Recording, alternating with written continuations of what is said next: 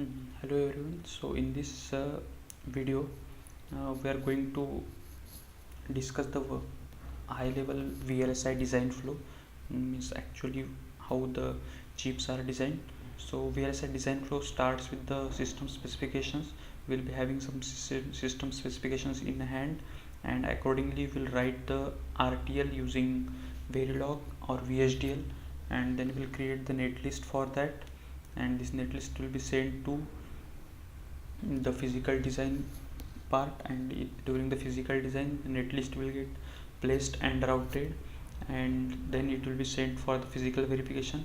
So during the physical verification there will be different physical verification checks, like the design rule checks, then layout versus schematics, where some opens or shorts will be there which will be fixed during the LVS, and then ERC is the electrical rule check. So these are the different physical verification checks which will come into picture during the physical verification, and once they are done, then your chip will be designed, and chip will be designed properly, and then it will be sent to the fab house for fabrication.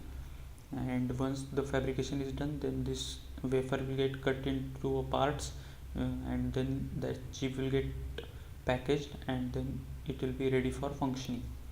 So now we'll just let us discuss these steps one by one using the simple example of 4-bit ring counter. So this example you might have seen during your engineering days. So the ring counter will be a simple one clock cycle pulse will be propagated during the 4 clock cycles in this way, and after 4 clock cycle the same behavior will get repeated. So now how to implement this 4-bit ring counter is that it is a simple implementation using the 4 D flip-flops. So why this is known as ring counter is because these are the 4 D flip-flops, and the output of last D flip-flop is again connected back to the input of D flip-flop, and that's why it's known as ring counter. So now to implement this ring counter we need to write the RTL.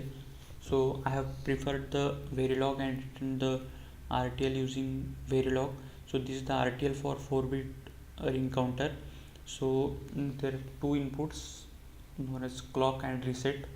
So on the every positive edge of clock, so if the reset signal is enabled, then this output will become the 0001, otherwise it will just left shift by 1.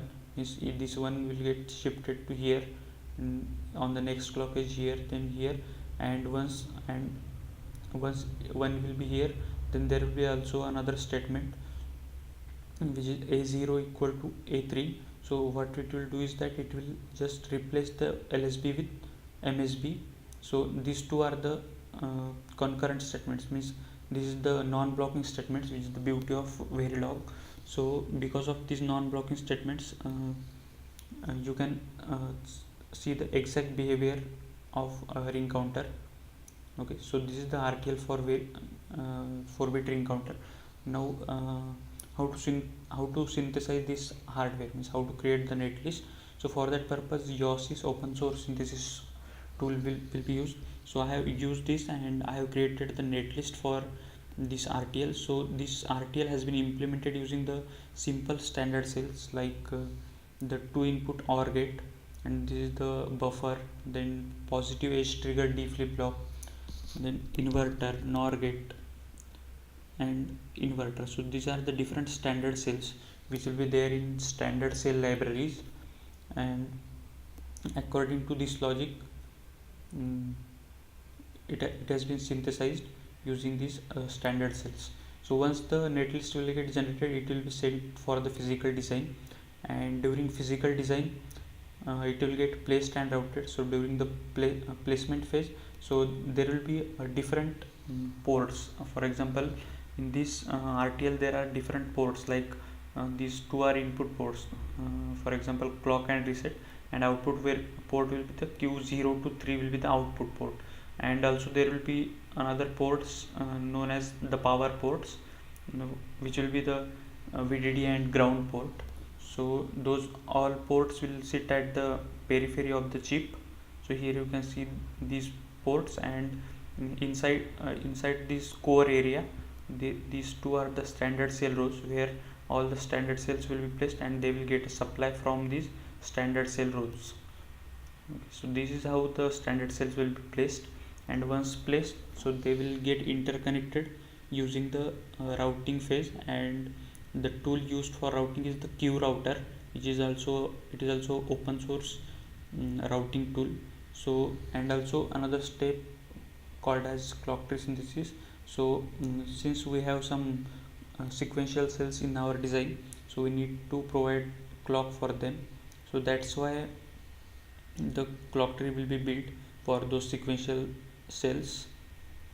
And once the routing is done, so there will be some DRCs or some LVS will be there. For example, some shorts or opens will be there, so those will be fixed. And once those will be fixed, so the design will be released in the GDS form.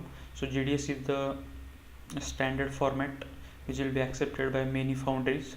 So this is how the chip is designed. So this is the high level chip design flow. So in the next videos we will just go in detail of this each and every steps, and also we'll talk something about the static timing analysis. So just stay tuned for more updates, and just subscribe our channel. And for more information related to VLSI, just visit my blog, which is vlsirecipes.com. So thanks for watching, and thank you.